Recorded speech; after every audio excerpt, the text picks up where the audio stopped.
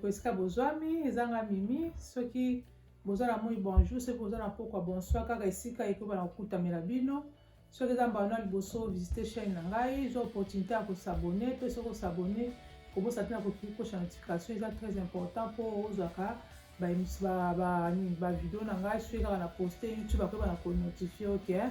mimine kaka soki koposte mpo oyeba na kotala mbala mosusu ekipe koede oki kozwa implice na chaîne oyo nasalaka ma vlog ebele nasalaka bavlog ya bacleaning bavlog ya bacooking nasalaka mpe bavlog ya bacleaning bacooking nalakisaka nde nini biso bamama toki kozala motive na bandako na biso donc koyeba na koprendre toujours basoin ya mabota na biso nalobi nasalaka mpe bavideo ya babien-être mpe na santé nasalaka mpe bavideo mpe lisusu bajeune marie na biso bajeune fille na biso kopesa baconseil na koprendre soin ya nzoto na yo mpe nde nini ya koyeba na kobatela libala na yo donc zwa opportunité naza bavideo ebele soki nino visionne te kende na kovisionne okoyeba te na kobakisa implice katikati na bomoi na yo napesi su nzambe su merci ndenge asi kobatela biso soki tolamuki boye eza na makasi na biso te mpe na nguya na biso te mais ezali kaka na ngolu na nzambe nde tolamuki mpo mingi bazwi opportunité oyo te bazwi opportunité oyo te biso nzambe apesi makasi ya kolamuka mpe kotema soki boswa kamera boye eloko na kopesa ezali te obile nkembo lokuma sanjelo ezonga epai na ye mpe nazali kopesa sombo te na mobali na ngai nzambe aleka na kopambola ye mon amour mon chéri esika azali nzambe apambola ye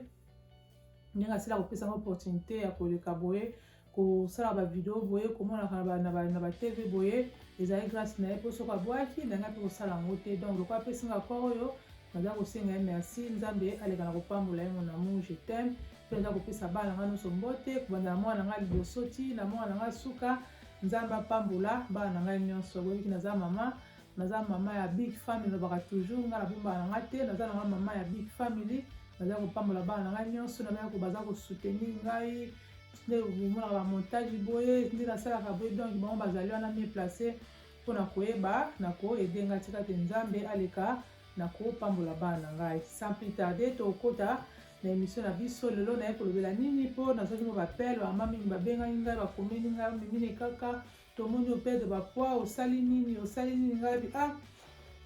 so na mina banda koexplike moko bamosusu mpe mosusu bazalaki na opportunité kotuna bazwi te bakokia mosusu koyeba te mpona ndenge nini nasili koperdre bapoids boye nango bakita na kosala mwa video oyo mpona ya koexplike bamama wana bapapa bandi koperdre bapoids batactique bastratégie nde bati kosala po aza na mposa perdre poids libumu nini bati kosala po etaleka na koperdre bapoids na ye mpe na libumu na ye donc eza nango magie te ezalaki kaka motivation soki oza nango motive mpe olingi ke oza détermine ke na perdre bapoids na ngai nazonga bapoids na ngai normal okoyeba kosani papa mpe mama okoyeba na koperdre bapoids na yo ngai ntango nabotaki je crois ke nabotaki na 2018 après koba na ntango naki na zemi mpe après accouchement nasila kozwa bapoids nalobaki nakomaki na ba100 na ndambo ata ba 110 nakomaki na ba 110 donc namonaki ekomaki too much mpona ngai nabaki eza vraiment ekomaki too much donc nabaki ifo nasala effort naleka na koperdre bapoids lokwa na boti boye mwana mpasi apusa ye déjà donc nasala nini na bana sikoyo koperdre bapoids na ngai donc ekomaki déjà na bapartir ya novembre passé nazalaki déterminé na bikete tant tokoma 2021 donc il faut na perdre bapoids na ngai nazalaki déterminé na bino nosala nosala ba diet na ngai po na koperdre bapoids na perdre bapoids mingi bapoids mpe so eleki mingi na nzoto eyaka kobelabela bamaladi nende baage epusana boye eza mpenza bien te mpona santé donc nazwaki mpenza nazalaki pas déterminé il faut na perdre bapoids donc nakomaki soki na kolobaki soki olingi koperdre bapoids il faut kozala active papa be mama il faut kozala active mpo soki ofandaka esika moko okozala vraimen bapoids donc nzoto ekangama esika moko moyen makili etambola bien eza te donc omona okona bapona bacardiovasculaire bamalade ya bacardiovasculaire omo esani ekoya kozwa yo donc il faut kosala très attention il faut kozala toujours active tous les jours papa bien mama ozala toujours active okosala baphysique na yo eza na kati ya ndako toyebiki na baconfinement boye basi kokanga basala bagym mais ata na bandako boye toza na bayoutube ezali wana oki mpe kotia na yo zo na baexercice nde bakosala wana edaka mpe surtout kotambola marche mpe eza très important chaque jour ozotambola neti nga boye chaque jour chaque ntongo nabimaka nasalaka marche na ngai pendant 30 mpe 45 minutes soki mpe namoni mpe ata mpe 1 heure du temps nazwi ntango nanga mpe ya kosala pa marche na ngai chaque jour nazelisa nde bandeko na ngai nasalaka marche na ngai apres marche na ngai wana mpe nasalaka mosusu nasalaka mpe mwa bapompage na ngai mpe mpona nini mpona peleba maboko na ngai na libumu na ngai nasalaka mpe bapompage na ngai chaque jour nasalaka mpe mwa bapompage na ngai mpe so nalamki na ntongo eloko ya liboso nasalaka nini avant nalia soki naza na detox na ngai omona mini detox na ngai wana nini nasalaki soki nasalaki detox te mosusu namelaka misusu mwa mai na ngai ya moto natokisi nazwi ata mosusu mwa citron na ngai natie na kati na meli avant eloko esa nini ekota na kati ya libumu na ngai nasika nafandaka nasu pendant 20 minutes après nakosala nini nde nakoyeba na kolia. Deuxième chose ezali fo tomelaka mai mingi tozala mama azalaka mosila mpe papa melaka mai mingi mai wana ekoyede yo ntango ozokende kose soulage omoni ke ekoyede yo eza kende koyede ke bametabolisme na yo esa nini ebana construire ke ebana nini kodiminue mai mpe eza très important soki olingi koperdre bapoids na yo soki ozoconsomme yango mingi yango bakonseyaka ke ata na journée omela ata 2 litres omoni ke ezalaka conseiller ozomela mingi le temps oza komela mingi oza mpe kobimisa yango omoni ke eza mpe koede yo eza ke mpe na kobrile bacalorie donc eza très très important komelaka mai chaque jour donc barekomandaka yango ata mpe eza na bana donc bana mpe bamelaka mpe mai mingi kozala toujours hydraté po soki mingi déhydraté ezali mpe malamu te soki mai eza mingi na nzoto te eza mpe malamu te donc mosusu ezali mpe nasalaka badetox na ngai nazalaka badetox na ngai mingi nasalaka na ngai namelaka na ngai donc bavideo mpe nakona bavideo bandeko mosusu basengaka kela saso badetox nini oyo osalaka po ete te bana koperdre bapoids mais eloko mona koloba ke papa mpe mama oni koperdre poids il faut eza consistant eya te kaka soki omeli une semaine omona résultat non neti nga mpona perdre bapoids nde nakomi boye nazalaki na ba 110 mais sikoyo nakomi na 85 kilo nabandaki diet na ngai nabandaki mwa diet na ngai oyo na ba fin novembre sikoyo toa na janvier donc nakomi sikoyo nazali nakomi na 85 kilo bino bokalcule de 110 à 85 kilo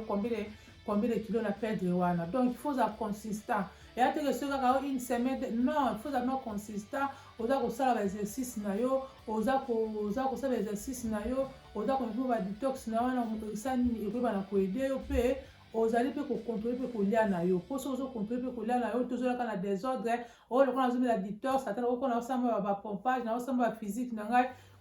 oza pasi po perdre ba poids mais so contrôler kolia na yo kozokontrole kolia na omoni ke ekoyeba mpe na koede yo ekojue mpe role mpona nini opede mpe bapoids na yo donc koloba te kaka omimine kaka olobaki ke so na mili badetox na nga so nasali mwa exercice so natamboli na kopede bapoids kaka na une semaine à 2 semaines non wana oza décide donc il faut être consistant yo moko omona ke basize nini oyo olingi oyeba na kolata mpe ntango ozalaki nanu olingi size nini oyo olingi olata yo moko fo ozala nini ozala déterminé mpo ozala toujours na motivation donc contrôler kolia na yo koskip breakfast na yo te il faut loka babiloko nini ya kolia na breakfast neti baseri wana babrown bread soki oliaka bamapa oyo ya pembe donc il faut otika mpo mapa ya pembe wana eza na bacalorie ebele eza na bafati ebele donc il faut kolia mingi babiloko eza ya babrown wana bacéréale babrown bread mpe eza bien nga wati bread na liango kala nalaka so ba wati bread nakomaka nakotaka na régime nanga ya brown bread nakomaka kolianga brown bread na breakfast nalianga brown bread na ngai donc omoni ekoyede yo donc kolia mpe bafruit mingi na bavegetable mingi soki ozala bafruit bavegetable mingi mpo eza na bafibre ekosala nini ekoyeba na koede mpe yo surtout avocado eza mpenza bien soki osala diet notolia avocado mo esa nini avocat ekoyeba na koede yo mpona nini ekendaka kombata nini kotumata banini bametabolisme wana eza fruit moko bien mpona soki ozosala diet eza fruit moko ya bien kiwi mpe eza mpe fruit moko ya bien na constate soki ozolia kiwi mingi ozolia mpe avocat mingi otiaka mpe na diet na yo omonake okoperdre bapoids noki okoperdre bapoids noki donc soki osali mwa shopping na yo kozangisaka mwa kiwi na yo te oyo eza selonga nde na constate so naolia kiwi mingi mpo nalinga mpe ezalaka nalinga yango mingi ezalaka nini fruit nanga mona eza préféré nalinga kiwi mingi et puis ni avocado pesa bien soko po ningo pe ba pocho pe na kati ya régime na mo esa nini ekoyeba pe na koede yo ba vegetable eza bien ba salade ozo mo ba salade na yo ba tomate na yo ba cucumber na yo sangisi na avocado so ozo bia na modération nous surtout avec modération ils a fufu modération so wana olia ki bakula munene odime so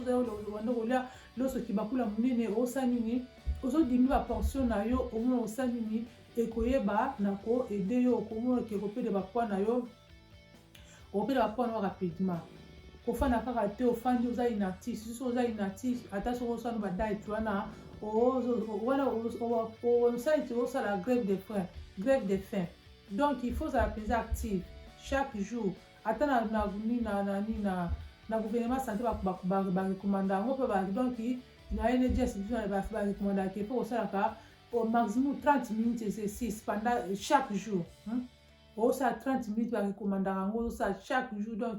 il faut ningana ezala bana biso donc faut to ko ça ba na liwana nana bazala confinement boye moko moi ba exercice na kati ndako boye ba bouger nzoto et ko ba na kosala bango pe bien so mo ke mona pas na ba poids ya komata mais quand un peu ko contrôler régime moi na yo mais quand un peu donc ko nini ko pesa biloko ezali elf pour ça nini eleka na ko aider ko kata na ba sugar pour on peut pas prendre sugar et c'est vous pas impossible ko simba te so vous avez ba cake ba chocolat ba nini au cola là mais avec modération ba biloko ba jus ba gaz wana ba coca ba fanta ba nini donc de préférence ma isa the best ma isa the best au lieu de ko miboma na ba nini ba fanta e ba coca e ba biloko ba gaz wana donc so ozo mélange kaka po ça au niveau pe de ba poids ko zo autant po pe de ba poids po ba gaz wana evimisaka so libumu yo mto nini mwe konda au niveau pe de libumu mais yo wana ba gaz biloko ba gaz so libumu ko pe ga ondeni et vous a difficile pour la yo pe de libumu mais so se débarrasser na ba gaz wana ba biloko ba gaz wana ba biloko ba sucre mingi au moins que on peut ba poids la onoki sucre peut za ko ni na nzoto mais ko longa avec modération. Pour ce que c'est que les kimi na nzoto to ba conséquences na ngo pe nini e ya kana sima na ngo wana donc nyonso to ba kaka avec modération pe faut toujours consistant so ko ko pe de poids na yo zala toujours consistant donc ina ko na ba détox donc pour ça ba vidéo ba détox o e ko ba na ko aider yo ke o le kana ko pe de poids na papa même maman ko pe de poids oni ko pe de libumu oni ko pe de ba nini ba maboko oni ko pe de nzoto na donc ba poids na yo zonga normal ndenge mo olinge so oza na volonté pe so oza motivé o ko pe de na ba poids total eza na ngote ngala fana depuis 2018 na matière ba poids mais tala na 2021 donc na kitisi ba poids belé donc bo ndima te pour na za motivé na lingi do na zonga na basina zonga na size na normal oyo na zalaka na liboso donc ya wana donc tous a toujours active tous a toujours motivé ba benga ngai wana donc il plein la sabon nini c'est que ça on wana donc ils sont actifs tambola chaque jour sala comme exercice na ndako ningana kata ba escalier ozo matuzo kita oza toujours actif ko fanda te ka so fanda ki ofandela ki soki phone ofandela ki TV ofandela ki soki computer laptop bando fanda ozo ningana te mais ozo respect ko pe report no kita mais so ozo actif au niveau du na we kita donc se débarrasser na ba biloko nyonso to yo au moins que occuper de ba poids na yo eza na magique te occuper de na yo ba poids na yo occuper de ba poids na yo yango na tout partager donc tout partager bandeko yo parce que la posa occuper de ba poids na kwa na ba vidéo na kosala seulement ba astuce ndenge nini ya koyeba na ko ndenge ko ba na ko occuper de ba poids na yo so oza na volonté ya occuper de ba poids papa et maman eza na trop tard te donc ndenge na lobi kaka ke ko se de liaka ba fruits mingi liaka ba vegetable mingi liaka donc ba whole grain ba benga ba whole grain ba biloko eza ba mature eza ya nini biso na ngila benga ba whole grain ba eza chocolat na moins que ko isumapa mama pa so la ya pembe donc oza ko encaisser ka ba fat mais so ozo la ba ni oya ya brown wana ozo la ba céréales au moins que ko aider ata pour la digestion na yo et ko ba na ko aider yo pour la nini tant ozo kende ko sala digestion ozo kende na nani na ozo kende toilette au moins que ntango eza kobima eza bagrace mpe eza kobima mpe eza mpe kokokina kotumbatuma bamétabolisme omoni ke okoperdre poids na mposo bapo eleki mingi toyebi baconséquence ebinaka bamaladi ebele na nzoto okoka bamaladi ya baproblème ya batension badiabete bamaladi ebele mais soki omoniki bapoids na yo eza nango normal omonike oza mpena moins de risque ya kozosa bamaladi wana donc nzambe ape biso mayele